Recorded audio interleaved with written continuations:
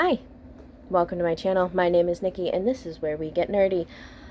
Today I am going to talk about my April TBR, which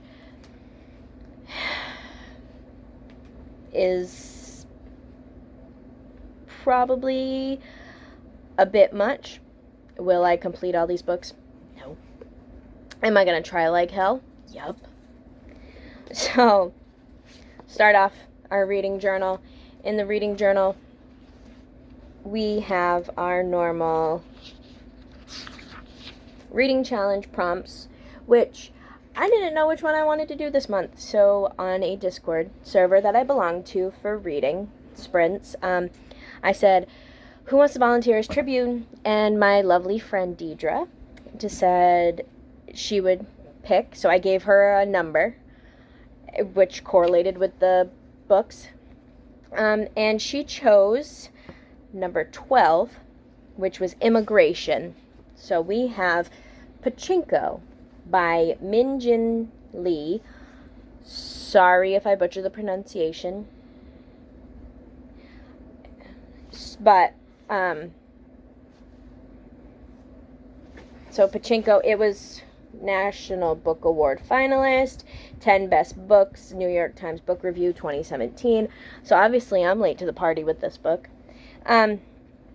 So the blurb on the back says, there could only be a few winners and a lot of losers, and yet we played on because we hoped that we might be the lucky ones. History is seldom kind. In Min Jin Lee's best-selling magisterial epic, 4 generations of a poor, proud immigrant family fight to control their destinies, exiled from their homeland they never knew. So I am so far 72 pages into it. I started it a little early because I wanted to get a jump start, and I had already filmed all of my March videos, so figured why not. So that's Pachinko. That's our reading challenge book for this month for Immigration. And then next we have our BTS challenge. So for the BTS challenge, I went to the same Discord and I told my friend Rowan to pick an emoji. And there was, what was there for emojis? There was like a rose, a hamburger, a koala bear, I want to say like a cat, or maybe it was like a sweet dumplings, a saxophone, and then a bunny. And he chose a koala. So for koala, that correlated to, if you know BTS very well, Kim Namjoon.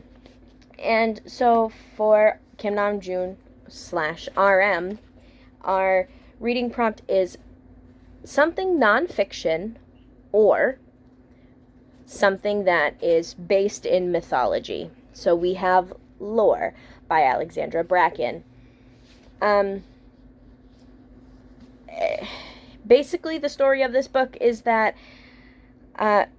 every 7 years, Greek gods become mortal and are sent to Earth, and humans can challenge those Greek gods for their powers.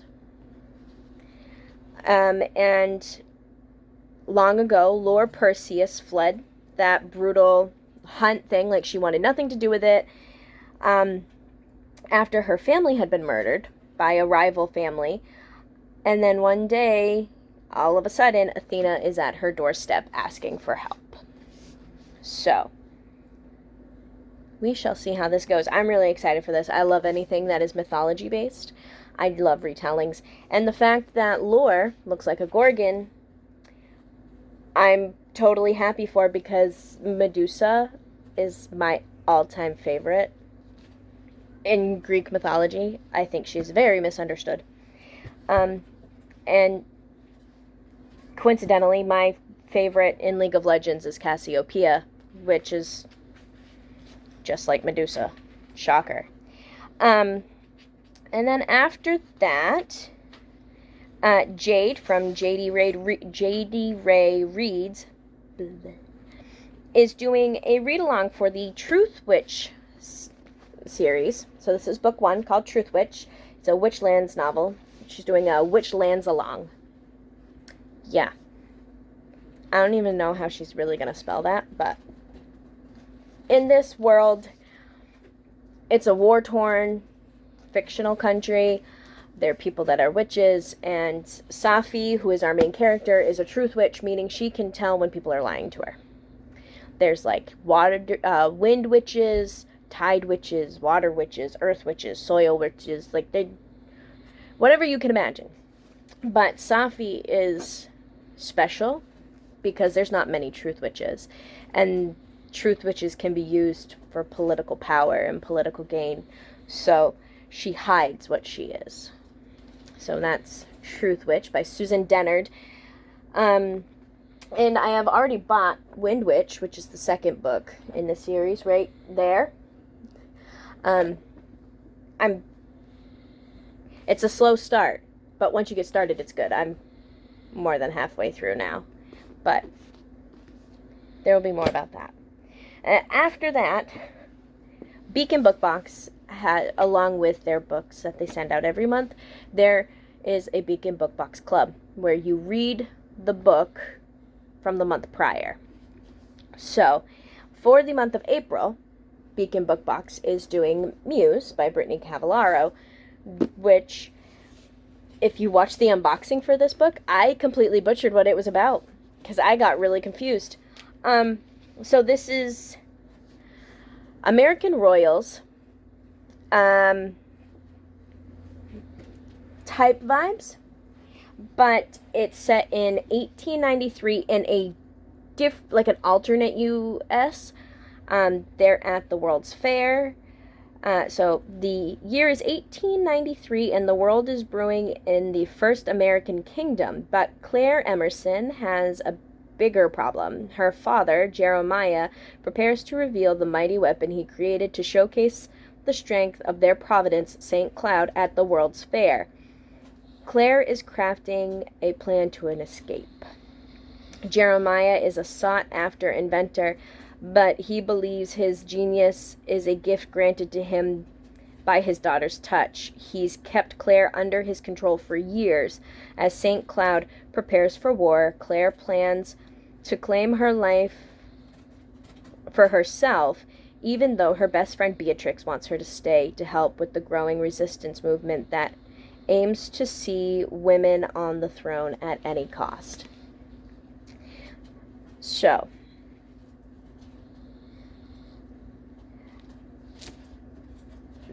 and it's blurbed by Stephanie Garber, who wrote the Caraval series, Susan Dennard, who wrote Witchlands. So, I'm excited to read this a lot. And I don't really want to know more about what happens because I have a feeling it would ruin it for me.